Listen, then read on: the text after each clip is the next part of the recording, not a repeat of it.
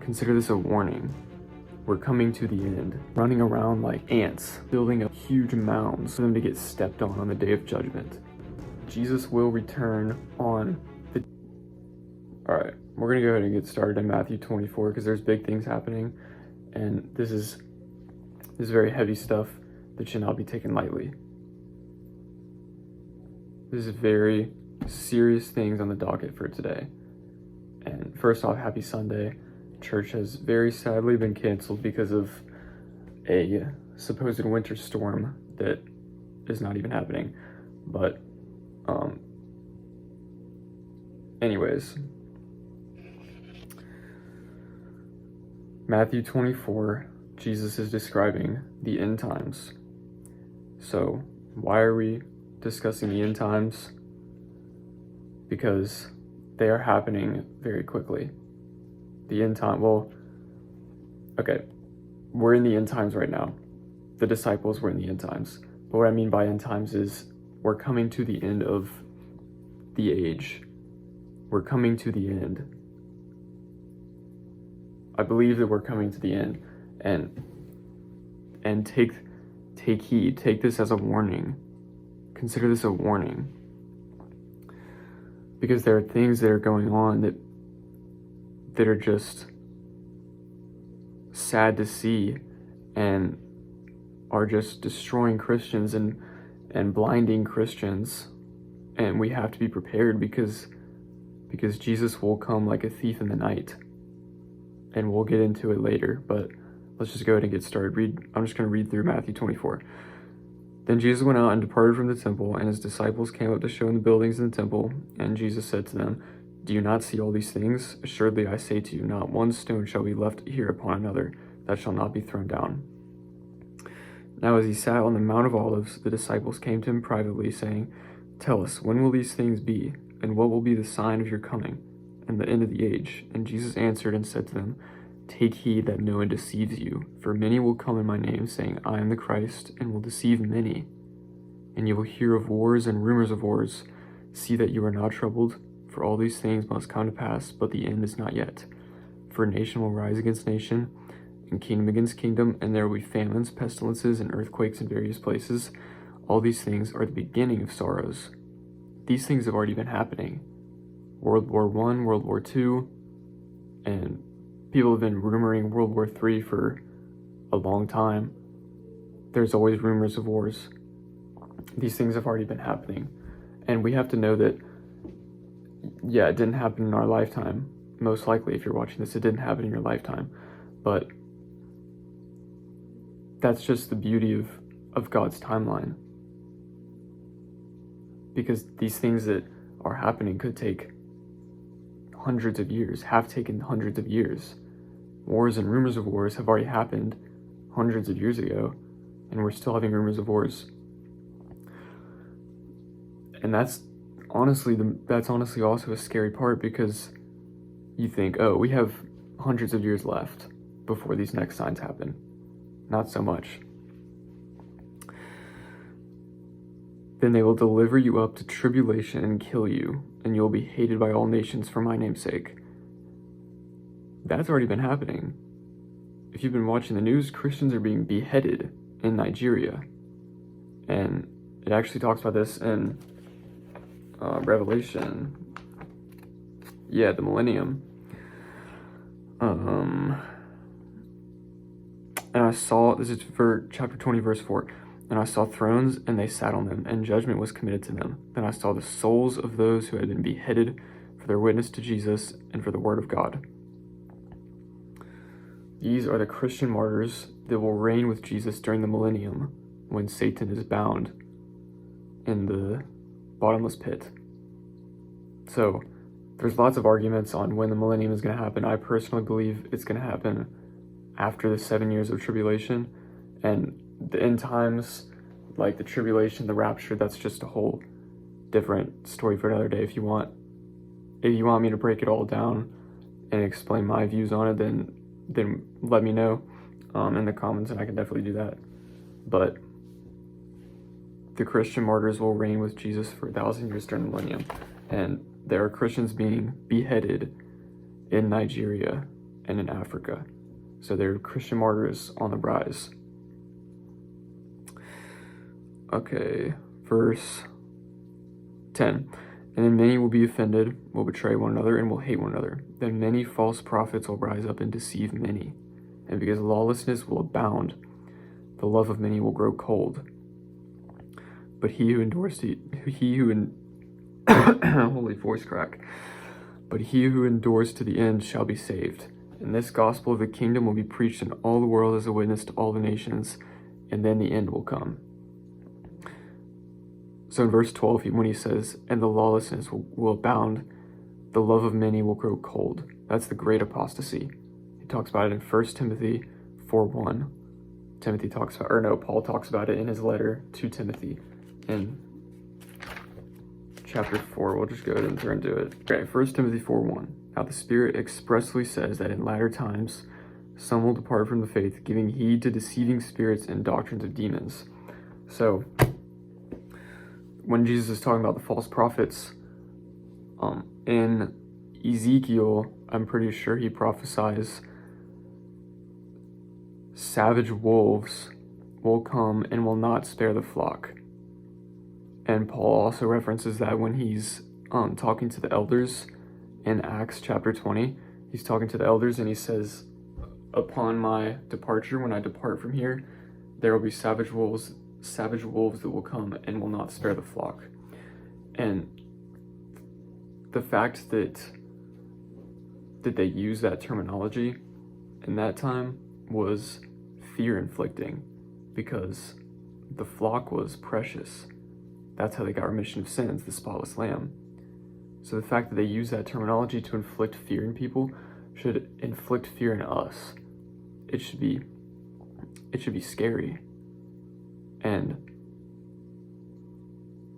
it's going to happen. False prophets are going to arise, and they will deceive many. That's the great apostasy. The great apostasy is what we just read in 1 Timothy. Many of the faith will grow cold. And I think that's already happening. Many people think that's already happening. We are the bride of Christ. Christ is the bridegroom. And the church is the bride. The church is not just the building on a corner that you go to on Sundays. The church is me. The church, if you're watching this as a Christian, is you. The church is all of us. The church is all believers and all who have been saved by Jesus. And all followers of Jesus. That's the church. And many people can account, and many people have prophesied this, that the church, the bride is cold. The bride specifically, the bride is cold. So I think the great apostasy is already happening. Now, obviously the great apostasy is when false prophets will arise and they will deceive many people, and many people will grow cold. It's the great apostasy for a reason, but I believe it's already starting. I believe that Christians are growing lukewarm, mainly. Christians are growing cold, and Christians just don't care anymore. Or they never cared to begin with, and we're just running around with scales on our eyes. Like, we need to wake up. That's why I said that this is something not to be taken lightly. This is very heavy, because we have to be prepared. We have to be ready. So this next part is talking about the Great Tribulation. Again, if you guys want me to break down the end times, then I will, but we're not going to read the Great Tribulation, because I personally don't think we're going to be in the Great Tribulation, the 7 years. Part of me thinks that.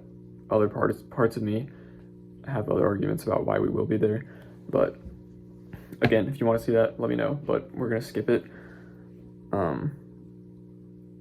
And we're gonna go to the parables that Jesus brings up next, of the parables of the coming of the Son of Man. Matthew 24, Verse 36. But of that day and hour no one knows, not even the angels of heaven, but my Father only. But as the days of Noah were, so also will the coming of the Son of Man be. Remember that. For as in the days before the flood, they were eating and drinking, marrying and giving in marriage until the day that Noah entered the ark, and did not know until the flood came and took them all away, so also will the coming of the Son of Man be. Verse 43, but know this, that if the master of the house had known what hour the thief would come, he would have watched and not allowed his house to be broken into. Therefore you also be ready, for the Son of Man is coming at an hour you do not expect. Jesus will return on the day that you least expect it. The parable next, the faithful servant and the evil servant.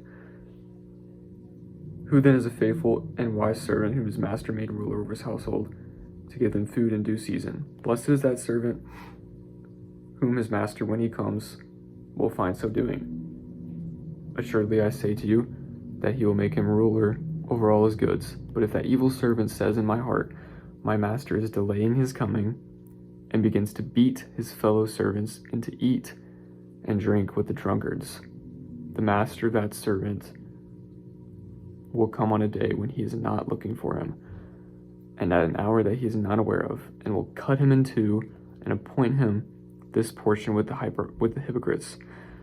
There will be weeping and gnashing of teeth. Now this phrase, weeping and gnashing of teeth, Jesus uses a lot. It's referring to hell. Hell is weeping and gnashing of teeth. Very scary stuff that we should not be just blowing over. We should be scared.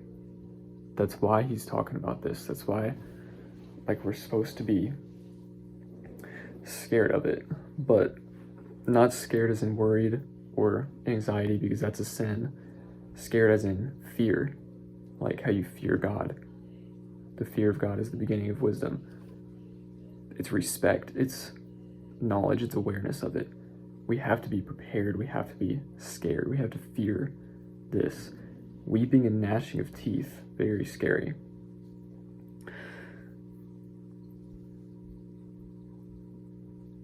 We are living out these parables right now. We're doing everything except what we should be doing.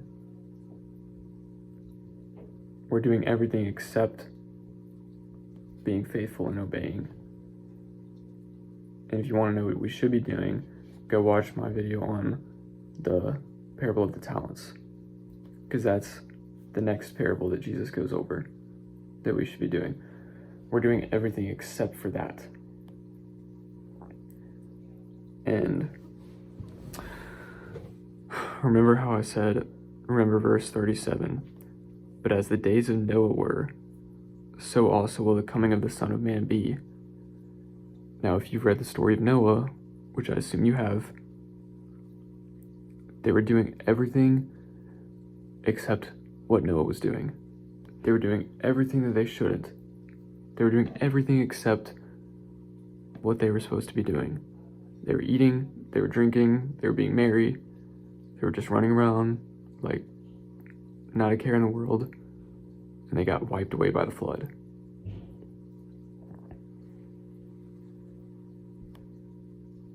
So also will the coming of the Son of Man be. That is what Christians are doing right now. And if you've made it this far in the video, I need you guys to understand this.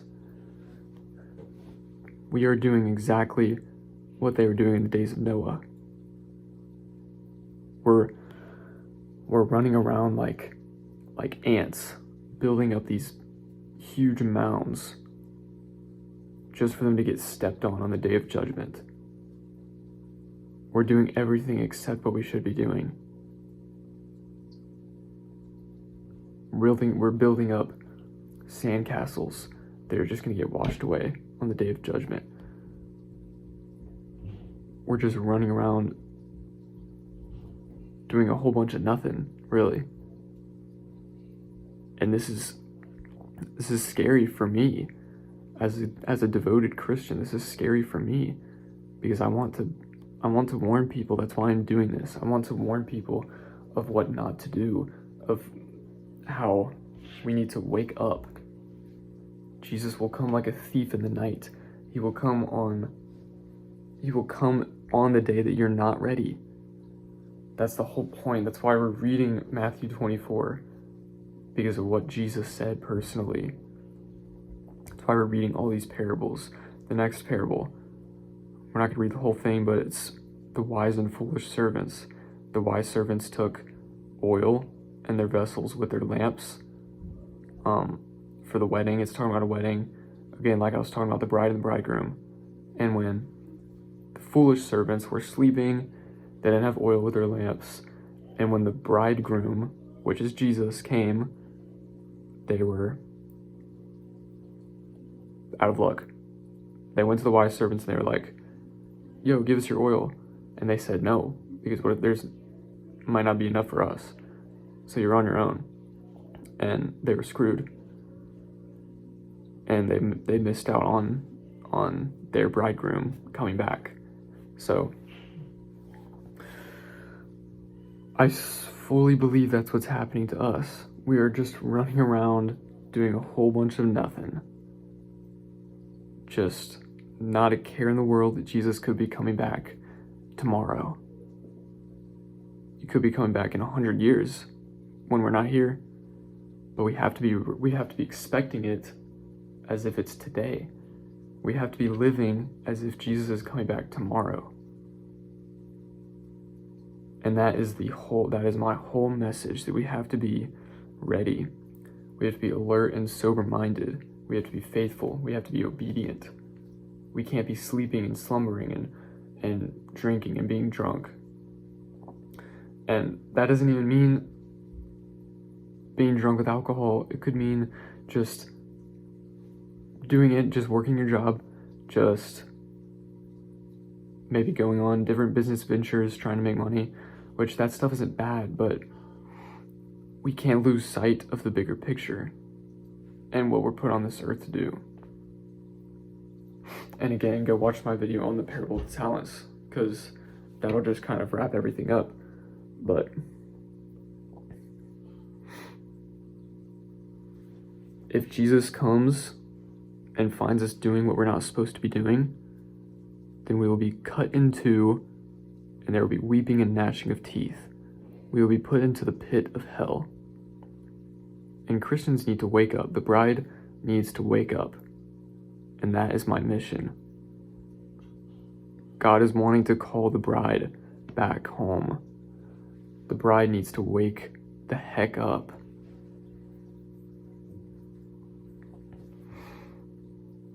Heavy stuff, like I said. We must be obedient. We must be faithful. And we must stick together as a church, as the church body. Go read 1 Corinthians 11 and 12. Because you may not have the spirit of discerning spirits, you may not have the spiritual gift of discerning spirits, but someone in your church might. Someone else in the body does. So you need to stick together. And the body works together. All good things work together. I think it says that in Romans. But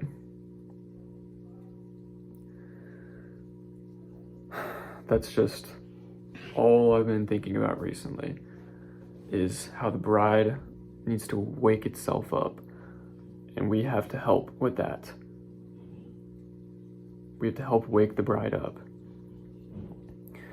And this stuff is just so heavy, and it's just, God has just been laying it on my heart super heavy every single day, because we are living in the days of Noah. We are living in the days of Noah. We're running around just doing who knows what, just carelessly running around, I don't even know how to put it in words. We're just doing nothing. Like, none of this stuff is gonna matter on the day of judgment. And that's not an excuse to just sit at home and do nothing and be like, oh, it's not gonna matter when we're dead anyway, so I'm not gonna do anything. Go watch the video on the parable of the talents. But we must wake up. And we must put down these things that are going to get destroyed on Judgment Day. So I hope you guys found value from this, and I hope you understood Matthew 24. And I encourage you to go read the entire book of Revelation, because it changes just your whole outlook. Not even the entire book, maybe just chapter 18 to the end. Yeah, just read chapter 18 to the end, honestly. But keep that in mind. The days of Noah, the faithful servant that's running around beating the male and female servants, getting drunk with the drunkards, the foolish virgins, they're sleeping, not bringing oil with their lamps, and being screwed when the bridegroom comes back. Do not be screwed. Stop running around doing a whole bunch of nothing, building up these mounds like ants, building up these sandcastles just to get destroyed. So keep all this in mind. Be alert and sober-minded. Do not sleep. Do not drink. Be alert and sober-minded.